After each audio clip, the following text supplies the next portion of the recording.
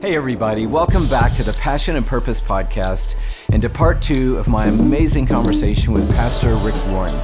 We'll continue our conversation talking about the coexistence of purpose and pain and talking about how to be a legacy-leaving leader and so much more.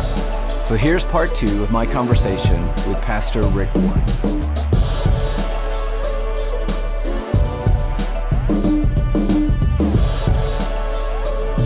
I want to go back to one of those places you talked about, the harpooning moments in life, and you and I got invited by the same president to do a similar thing, and we both got in a storm over it 4 years apart from each other. Mine being 4 years later, the climate was a little more intense. And they were ready for you. I surprised them, but they were ready for you. Yeah, and my world sort of crashed in a way that I hadn't experienced before. And I've told this before, but Shelley and I were at the house. We had all the lights in the house off. There were media standing on our front porch. Hadn't had that before. And lots of people were texting me. I was getting a lot of quiet personal feedback and encouragement. That's what normally happens in those moments. But then one person actually called me, and it was you. And I took the call. I was sitting on the floor in my bathroom, and you said something to me that was so helpful in that moment. And it's been helpful my entire life since that moment.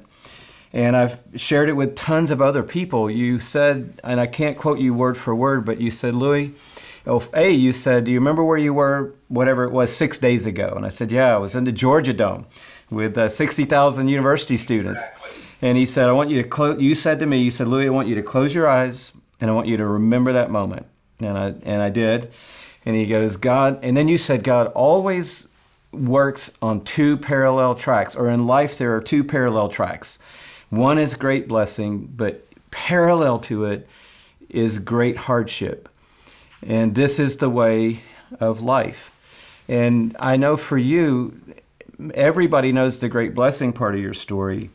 But you and Kay have had some incredible difficulty parallel to the great blessing in your life. Yeah. If you'll dig deep, behind every public success is private pain. Because pain is the price we pay for usability. The Bible says Christ learned obedience through suffering. How do we learn it? Same way. The Bible says Jesus was made perfect through suffering. How do you think we're made perfect? Same way. If God did not hold back allowing his own son to go through the worst kind of pain, why would we think that our life would be easy? It is given unto you both to believe and to suffer for the name of Christ. And so I would say, looking back, I had 43 years at Saddleback, but I've had 53 years in ministry because I started, as I said, as a teenager, pretty early. Louie, I have learned nothing from pleasure. Fame has taught me nothing, zero. Everything important I learned in life, I learned through pain. Everything important in life, I learned through pain. And so there's personal pain, there's relational pain. Some guys have financial pain. I've had physical pain. My wife has had cancer a couple times. I was born with a rare, very rare brain disorder. I've been to Mayo Clinic, the best doctors in the nation, which makes public speaking excruciatingly painful. People don't understand that. I'm going, why would God choose somebody who has a hard time? I have my brain does not assimilate adrenaline well. In fact, when adrenaline hits my brain, I go almost blind. I can't see. It's like looking through cheesecloth. And yet adrenaline is a speaker's best friend. If you don't get a shot of adrenaline, you're boring. So what you need to be interesting was actually like a poison to me. And when I started Saddleback, I had this since as a baby, as a child, a brain disorder. And I said, Lord, I could teach one service, but I could never preach two. And then I could preach two, but never three. And then I could preach three, but never four. Because between services, I'd have to go and lay down on the bed in the cold and try to just calm the brain activity down. I could do 4, but never 5. And I could do 5, but never 6. Then I did 6 services a weekend for 12 years, and it was torture. It literally was laying my. People would say, "Do you love to preach?" And I'd say, "No, I don't. I don't love to preach, but I'm addicted to change lives." Wow. And when I've taught pastors all around the world, I've got a 5-day seminar, how I learned to preach. And in that, one of the things I say, people say, well, I just love to preach. That never impresses me. You might just like the addiction to the limelight. You might like being in the spotlight. Always being in the spotlight, by the way, blinds you. You might like the rush of adrenaline. You're a ham. You like the attention. I don't care if you love to preach. Do you love the people you preach to? Wow. That's what matters. And so what kept me going for 43 years when preaching was actually my thorn in the flesh, it was quite painful. And I would do it multiple services over and over and over. And every time I would walk out on that stage, I had a prayer that I'd pray, say, God, I love you and you love me. And I love these people. And these people love me. And you love these people. And these people love you. There is no fear in love, but perfect love drives out all fear. This is not an audience to be feared. It is a family to be loved. And if they don't hear anything else I say, may they feel loved by me and you in this moment. And that got me through so many times when I literally wanted to give up, just over and over. It was so painful. And of course, the greatest pain was the death of my son, youngest son, who had struggled with mental illness since he was a baby and took his life by suicide when he was 27 years old. Absolutely the worst day of my life. And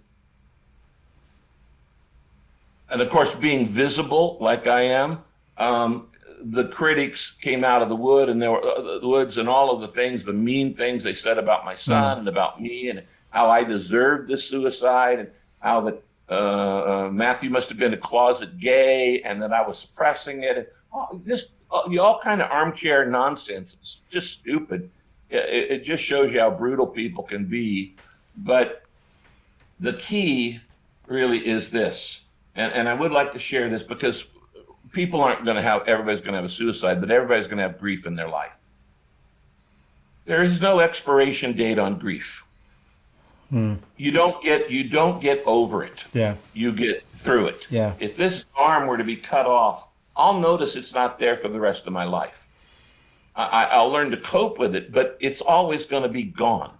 It's not going to be there. And when Matthew, 2 nights before he took his life, he'd come over to our house and we'd play games together, watch some TV, had some fun. We had a great relationship. We were very close.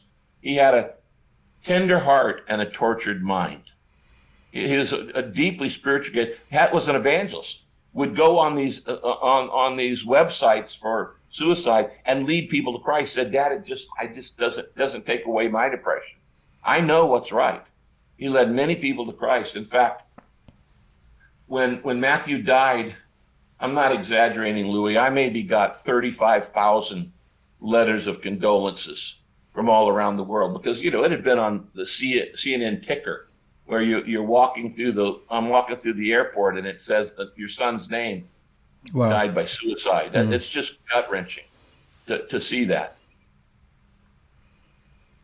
The letters that meant the most to me were not from kings and queens and presidents and rock stars. Those came. But the letters that meant the most to me were from people that Matthew had led to Christ. Wow. Even in his lifelong depression. And they said, yes, I know your son struggled with mental illness and serious thoughts of suicide, but I'm going to be in heaven because of him. Beautiful. And I remember writing in my journal, in God's garden of grace, even broken trees bear fruit. And the point is, Louie, we're all broken. Mm-hmm. We all are mentally ill. Everybody has their compulsions. Everybody has their secret fears. Everybody has their insecurities. Everything on the planet Earth is broken. The weather's broken. The economy's broken. Politics is broken. Our bodies are broken. Relationships, everything's broken because of sin. So we shouldn't be surprised at this. But in God's garden of grace, even broken trees can bear fruit. And people would write and say, I'm going to be in heaven because of your son. And that was a big deal. When we hadn't heard from Matthew in 48 hours, which was very rare. We were a very close family. And so we went over to his house. He lived by himself. The door was locked. His car's there.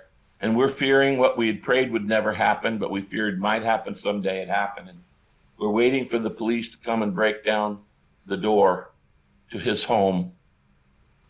And Kay and I are standing in the driveway, hugging each other tightly, sobbing, just sobbing over the potential of what we might find out. And Kay was wearing a necklace that had 2 words on it that were the title of her recent book, and it said, "Choose Joy." And she holds it up like this to my face, just inches away. And I said, how do you choose joy when your heart's breaking in a million pieces? The police came, they broke the door down. They won't let us in. They bring my son out in a body bag. Worst day of my life. I wouldn't have made it without a small group. Everybody needs a small group. The one I'm in, I've been in 20 years. It's 4 couples. And within minutes, they were there on that driveway, and all the guys get around me and hug me, and all the girls get around Kay and hug her. And they just hugged us. You don't say anything. You don't say anything. It's the ministry of presence. Yeah. And then they said, we're not going to leave you alone. There's nothing we could say that'll make this any easier, but we're coming to spend the night at your house. And so my small group came to our house, and they slept on the floor and on the sofa and in the kitchen and wherever they could just find a place. They just said, we're not going to leave you alone. That's love. One of the things Kay and I learned that I'd like to share with people who are going to go through, grief is inevitable. There is no life without change. There is no change without loss. There's no loss without pain, and there's no pain without grief. The Bible says Jesus was a man acquainted with grief. The Bible says, blessed are those who mourn, they will be comforted. Grief is a good thing. Grief is how we get through the transitions of life. And most people don't know how to grieve because nobody's taught us. Blessed are those who mourn, for they will be comforted. What most people do is they stuff it. And that's like taking a can of Coke and shaking it up and putting it in your freezer. At some point down the line, it's going to explode, and it's going to come out sideways. Yeah. And it comes out in an affair or in some other kind of addiction or stuff like that. But you don't repress it. You don't suppress it. You confess it, and you express it to God. And there's no wrong way to grieve. The only wrong way is to suppress it and push it. Feelings are meant to be felt. God grieves. The only reason we have emotions is because God's an emotional God. God gets angry. God gets frustrated. God's patience is tried. God grieves. We're made in God. These negative emotions are not bad. God has them. The Bible says God gets jealous. Feelings are meant to be felt. One time I was traveling with Pope Francis because he had invited me to speak at the Vatican on the biblical meaning of marriage, and we became good friends. So when he came to America, I was traveling with him, and and I actually spoke at his closing event.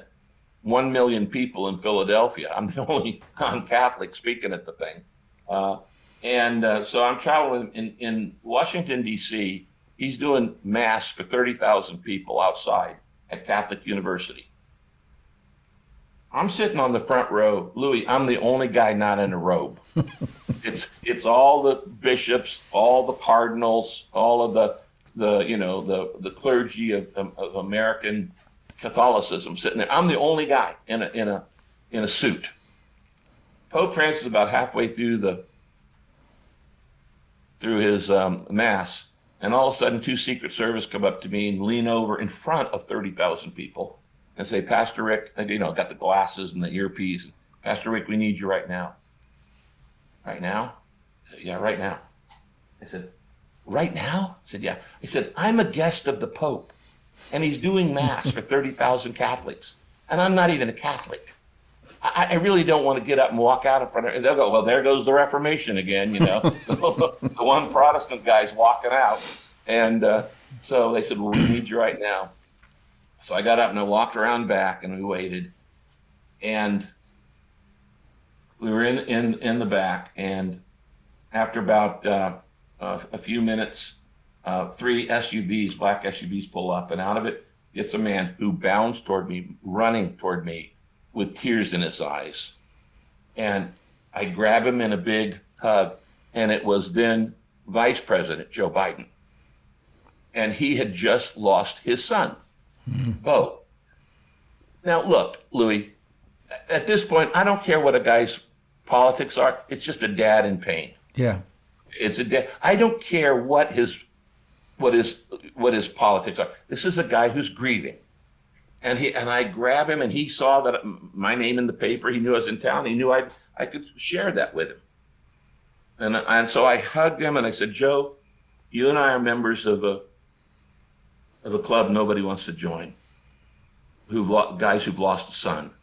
We're not supposed to outlast our kids. They're supposed to outlast us. Mm-hmm.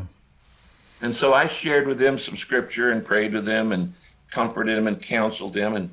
And then, by the way, he told me, he said, if you want to share this, if it'll help somebody, share it. Otherwise, I wouldn't be telling this story. But he said, it's okay. And he said, Rick, he said, since Bo died, he said, I can't make my wife happy. I don't know how to make Jill happy. And I looked at him and I said, Joe, right now, it's not your job to make your wife happy. Right now, it's your job to feel her pain.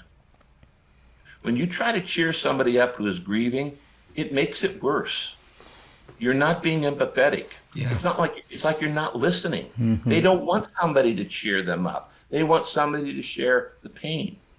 And I said, Joe, let me tell you what my wife Kay and I learned. Grief comes in waves, and 1 minute you can handle it, the next minute you can't. Next minute you can handle it, the next minute you can't. And you're going to have these waves for years. They're going to come off and on for years. Your wave will never match your wife's wave. Never. Everybody grieves differently, different ways, and different times. So Kay and I learned something that has actually brought us closer together as a husband and wife than we were before Matthew died. And so what it is this, is that when we see that the other person is in a wave that's down, and they've been triggered by a sight, by a sound, a smell, a joke, a memory, a taste, a song, anything can trigger grief. We will walk over to our mate and put our arm around them and just stand there with them and say nothing. I said, Joe, this is what you need to do. This is how you deal with grief. You show up and you shut up. Wow. That I've been training pastors for 43 years. And I've trained over 1.1 million pastors in 165 nations. And I teach them the same. The deeper the pain, the fewer words you use. Wow. The deeper the pain, the fewer words you use. People go, well, I don't know what to say. Say nothing. There's nothing you can say that's going to cheer them up. Just show up and shut up. It's the ministry of presence. When people say, I don't know what to say, don't say anything. And I said, it's a physical touch. Just be there and stand there with them, and then you cut the pain in half. I said, if you look at the ministry of Jesus, you'll find that everywhere Jesus went, he gave a look, a word, and a touch. A look, a word, and a touch. A look, a word, and a touch. And I've tried to have a Christ-like ministry so that I look people in the eye, which says, you matter to me. You're important to me. You've got my attention. You say a word of encouragement, and then you give them a physical touch. It's not a sexual touch. It's a squeeze in the hand, a pat on the back, a hug, a squeeze, just something that says, physically, I'm with you. And it was a pretty amazing time with him. I won't share all the rest of it, but as then the other doors opened up and the rest of the family got out and we all prayed together. As we were leaving, he pulls out a dog-eared copy with every page underlined of Purpose-Driven Life. Said, I've always wanted you to sign this for me. So I signed a copy of GBL. But the bottom line is, it's not words, it's presence. It's physical presence to be there with people. Yeah. And thank you so much for just letting us in on that moment for you and Kay, and letting us be in that story with you. I know it's going to help so many people. And I want to close, Rick, by asking you about the book. But before that, just while we're in this little window where you and the now president are having this moment, I want to ask you if it's possible for civility to be born again in America. And I was thinking while you were talking about that, a few elections back, you had the two opposing presidential candidates come to Saddleback, maybe on successive weeks or nights back to back, and they sat on the stage with you. Somehow you had enough favor that each one of them would come, and you had a conversation with both people, open to the public, trying, I think, to find at least a tone of civility, understanding that we're not all going to agree on policies and politics, but we're all human beings and we're living on the same planet together. It seems like from that moment to this moment that civility is, hashtag a thing of the past, and maybe we can't recover that mentality. What are your thoughts? I doubt that we're going to be able to recover it. It's become too partisan. I'm besides Billy Graham, Billy and I are the only two guys to pray for both the Republican and a Democrat. 4 years earlier, I did the inaugural prayer for President Bush. Nobody even noticed. It's 4 years later, because it was with a Democrat. You got an evangelical doing a prayer for a Democrat. I prayed for both once. And here's the interesting story. When I did the prayer for President Bush's week of inauguration, it was snowing, and I told Kay, if ever I get asked to do this again, I got to get a hat. And so 4 years later, because it was cold, I'm sitting on a plane, and I get a call from then Senator Barack Obama, who had been at Saddleback for an AIDS conference. Now, when I invite a politician, I always invite both sides, never just one. So I'd had Sam Brownback, a Republican senator, and Barack Obama, a Democratic senator. I always have both, because I have to be the shepherd of everybody. I can't be a partisan shepherd. Okay, I have my views, but I have to shepherd everybody. And the Church of God is bigger than any political party by far. And so I had both Sam Brownback and Obama at the same thing. So he called, said, I'd like for you to do my inaugurations. It'd be my honor. Now, Louie, almost every 4 years, both the Republican Party and the Democratic Party call me and ask me to pray at their convention. And I always turn it down, because that's a partisan event. It's not a government event. It's a partisan event. And so I will never be a partisan for any person. I'm not going to get co-opted. So when I said I've got to get a hat for the Obama thing, the interesting thing is they said, where do you get it? I said, you got to go up to Mad Hatter's in West Hollywood. Said that's where all the Orthodox Jews get their fedoras. So I go up there and I walk in, and the owner looks like Carlos Santana. I go, hey, Carlos. He goes, yeah, I get that all the time. I explained to him, I said, I need a hat. And I explained it's for inauguration. I go, I'm never going to wear it. I'm not a hat guy, but I'll just wear it for that one thing. So I buy this very expensive Homburg hat. I take it back to the hotel that I'm staying at, because that night I was in Hollywood. I used to do a Bible study for producers. The guy who's doing Shrek, the guy who's doing X-Men, the guy who's doing Star Trek, not Star Wars, all those guys run a Bible study with me. And so I went to this hotel room, and I had this hat there. And then I get a call and said, your daughter-in-law has had a brain tumor, and she's rushed to UCLA hospital. And so I leave everything in the hotel, go over to UCLA. She was in a 26-hour surgery. She's okay. But we were there for for weeks, but after several days, I go back to the hotel, and the hat had been stolen. Everything else is still there. My computer's there. They took a hat because it was brand new. It's in a hat box. They go, we can fence this on Rodeo Drive instantly. So then I go, well, I don't want to buy another hat. About 10 days later, in the mail, I get this beautiful Hamburg hat from one of my mentors. And a handwritten note said, "Dear Rick, you know I love you like the sun. I wore this hat to, I don't remember how many inaugurations. You're the man now. It's your time. Wear the hat. Love, Billy." It's Billy Graham's hat. Wow. So then I go, oh God, please don't make my head be too big for Billy Graham's hat. I can't handle the thing. Warren's ego is so big, he can't wear Graham's hat. So I go into the hotel room and I put it on, and it actually fit. So I wore that hat to, I don't know what it was, 11th inauguration. I don't know the number there. Now, here's the funny part of that story. Sitting on the stage, it's 1 million people, and in the front row, here's President Bush's family, and here's President Obama's family. That's front row. Second row is all the former presidents. Carter, Clinton, Bush 1, all second presidents. Third row, sitting next to me, is Chief Justice Roberts, who's going to do the vow, me, who's going to do the prayer, Kay, and the rest of our row is Secret Service watching the front 2 rows. So we've got the best seats in the house. Sitting right behind me is Aretha Franklin, who's going to do the national anthem. And Aretha's all bundled up. She's got a hat that's about this tall. It looks like Marge Simpson's hair. It goes straight up. Okay.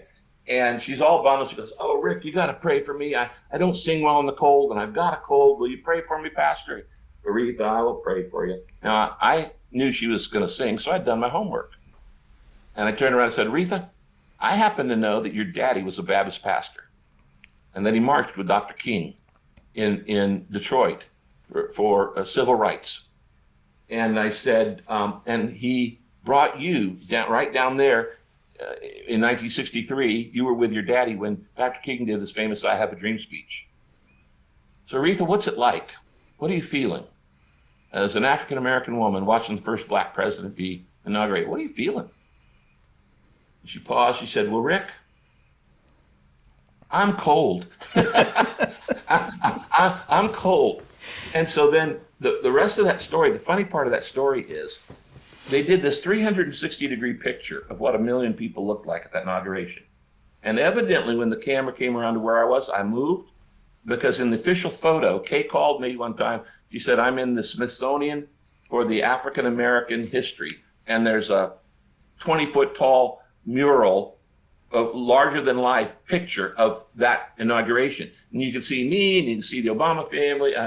Kay said you can see her. She said, "Funny thing is this, Rick, in that official photo, Billy Graham's hat is suspended in space, not attached to anybody." And he said, "You can see perfectly Chief Justice Roberts on one side of you, me on the other side, and your body up to your neck, the hat's suspended in space, and Aretha's hat is on your neck. So your face is missing." Now, this is the official photo in the Smithsonian. It's a giant, giant thing. I can't actually prove that I was there from that. But I told her, I said, "Aretha, it was an honor to do this thing for the president. But you know what? Yesterday was a greater honor. Because yesterday was the 40th anniversary of Dr. King's death. It was MLK Day. And I was in Atlanta yesterday because the King family invited me to be the first white guy to preach in Ebenezer Baptist Church on the 40th anniversary of King's death. So yesterday, I preached from the pulpit of Martin Luther King's church in Atlanta. And then to get here, I had to hitch a ride with Chick-fil-A on their corporate jet to get up here. But I said, that actually was a bigger deal to me than the thing, because King was a pastor and he had a theology behind what he was doing.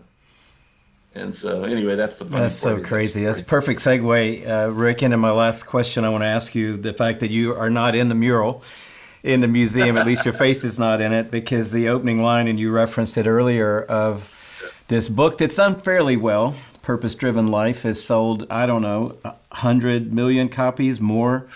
It's sold, I think, somewhere between 50 and 60 million in English. It's still selling about 1 million a year. But the big thing about it holds 2 Guinness records. One is it's the biggest best-selling hardback in American history. Second is it's the most translated book in the world except for the Bible. It's in over 200 languages and Crazy. growing at about 25 languages a year. Still sells 1 million copies a year 20 years later. Yeah, just footnote. I write books, and they'll appear on a certain chart, and I wrote them like 6 months ago, 8 months ago. But right in the same chart is The Purpose Driven Life, which was written decades ago. It opens with the words, which is kind of interesting, Rick, that it's been such a big seller. You wouldn't think a book that opens with the line, "It's not about you," would really be the best-selling, most translated book of modern history. And that quote ended up on a Starbucks cup. There was a time where leadership quotes from all these CEOs and corporate people, leadership gurus, were on Starbucks cups for a season. And that quote, "It's not about you," Rick Warren, is on a Starbucks cup. It's a mind blower to me. Talk about those 4 words and talk about why this book has become what it has become. Well, first place, Louie, nobody's more surprised than I am. I'm not even an author, okay? I'm a pastor. I'm not a professional writer. I will tell you, it took me 12 hours a day writing for 7 months to write that book. Because good material isn't written, it's rewritten and rewritten and rewritten and rewritten and made it shorter. And so I would get up every morning at about 4:30 in the morning, and I would drive to a little office behind the stage in our worship center, and I would sit down about 5 a.m. and I was fasting till noon every day, and I would just start typing in the dark until about noon. Then my ADD would kick in, and I'd go, I got to get around people. And one of my staff would bring me lunch, and I'd spend lunch hour walking around the 120-acre Saddleback campus, and then come back, take a shower, start at 1 o'clock and type till 5, go home, eat dinner, play with the kids, and was in bed by about 8 o'clock. It was very disciplined. It took me 12 hours a day for 7 months. I didn't know that it was going to be a bestseller, but I did know it was anointed.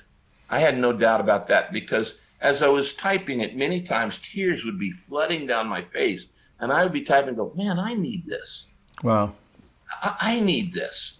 And other times something would flow out of me, and I'd go, I'm not that good. I couldn't have thought that up. The Holy Spirit must be doing something here, because I'm just not that good of a writer. And then I was always trying to make it simple. If it's a 25-word sentence, can I make it in 17? 17-word sentence, can I say in 10? It's like I was born for Twitter before Twitter hit. But that phrase, "It's not about you," honestly, sometimes I wish I hadn't written it. And here's the reason why. I had no idea, Louie, that for the rest of my life, I was going to be tested by that sentence, "It's not about you." And sometimes, maybe 10 or 15 times in the day, I have to say that to myself. If I get praised, it's not about you. If I get criticized, it's not about you. If I get misunderstood or attacked, it's not about you. If I feel slighted, it's not about you. And sometimes I'll have to say that sentence to me 8 or 10 times. I didn't know that the rest of my life I was going to be tested on it. So be careful what you write, because I have to live it, and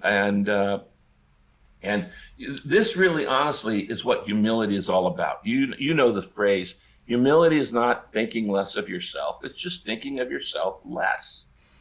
It's being so thinking about God and thinking about others, you're just not thinking about yourself. Most people, if they walk into a crowded room, like there's like a little party going on, the first thing they go is, how do I look? Do I impress right? Am I wearing the right clothes? Is my hair straight? Blah, blah, blah, blah. I have trained myself in such a way that when I walk into a room, the first thing I scan the room and I go, who needs encouragement? Great. And I focus on on what, Lord, put up my antenna. Who's in pain right here? Who's in need? And when you do that, then it's easy to be it's not about you. When you're so caught up in helping others, it becomes easier. It's not a matter of, oh, I'm not going to think about me. Well, then you're thinking about yourself when you're saying that. Yeah, I don't know the exact numbers, and I know it's not really the point, but I know that when the story is told of the purpose-driven life, it's not just the success of the book, but it's the aftershock of your generosity. I know you paid back your entire salary you'd been paid from the church from day one. I know at some point you made a decision you were going to give away, I don't know, upwards of 90% or more of 91%, yeah. 91% That's actually of the a income. decision, Louie, that's actually a decision we made years earlier. When Kay and I got married 47 years ago, we said every year we're going to raise our giving by something, by some amount. Because every time I give, my heart grows bigger. Every time I give, I become more like Jesus. Right.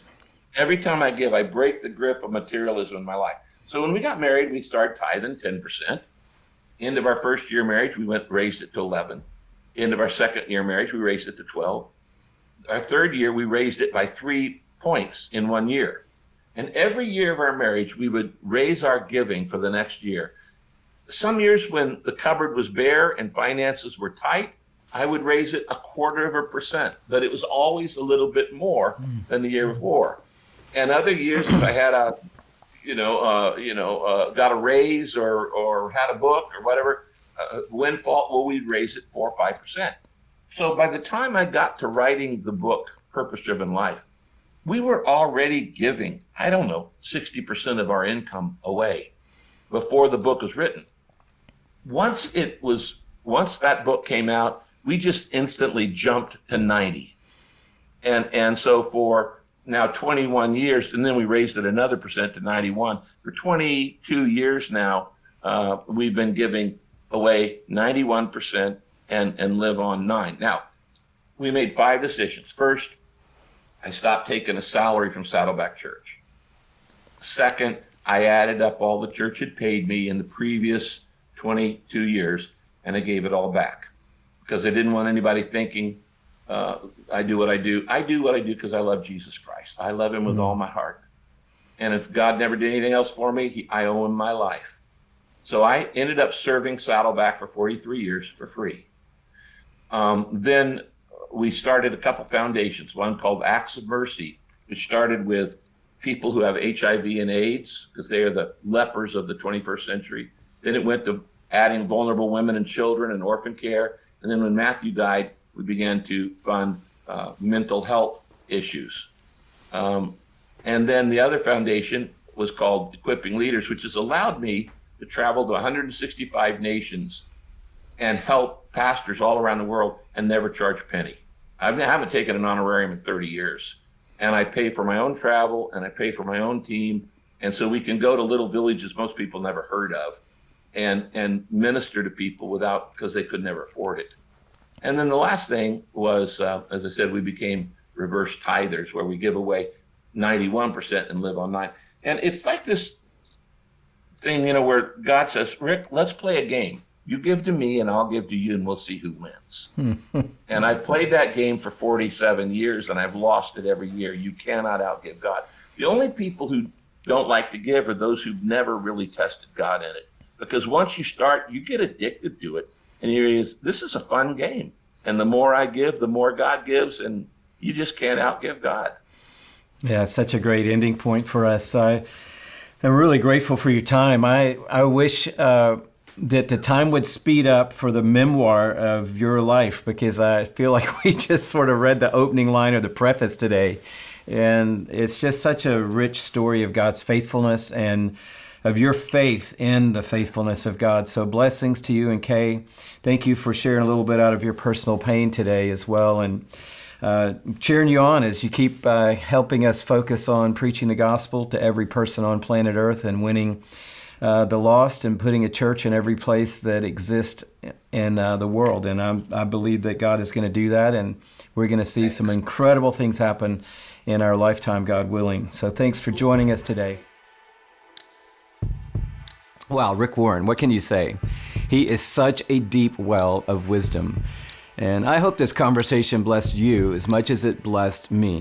And if it does, I'd be honored if you'd subscribe to the podcast and if you'd send this episode to a friend. Thanks so much for joining us and have an amazing week.